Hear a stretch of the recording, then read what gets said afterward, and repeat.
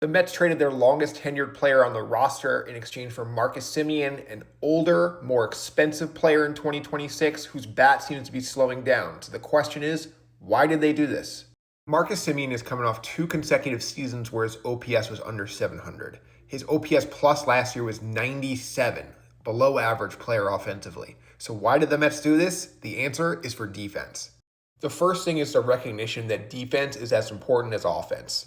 That's what David Stern said at a press conference 2 weeks ago. It's very clear that he's going to prioritize building this team in a pitching and defensive structure the way he did in Milwaukee.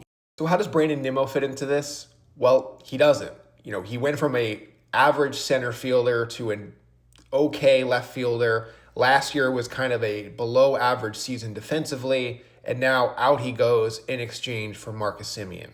While a lot of Met fans like myself will not like the idea of trading away Nimmo, bringing in Semien, on paper, to me, they're not a better team.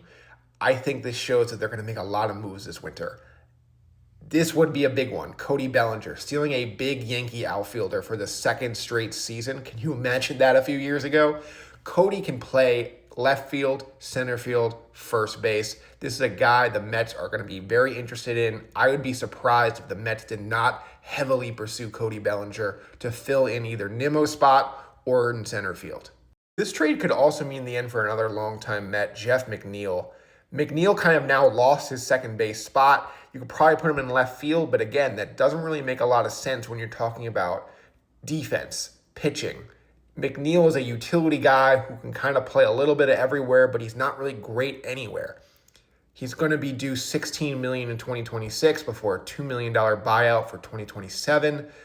I wonder if they would say, we'll eat half the money and trade him to somebody else, ending his career as a Met. It's very sad to see homegrown Mets traded away after all this time with the team, but obviously you knew big changes were going to happen after their latest epic collapse. I want to hear from you, though. What do you see the Mets doing next this offseason?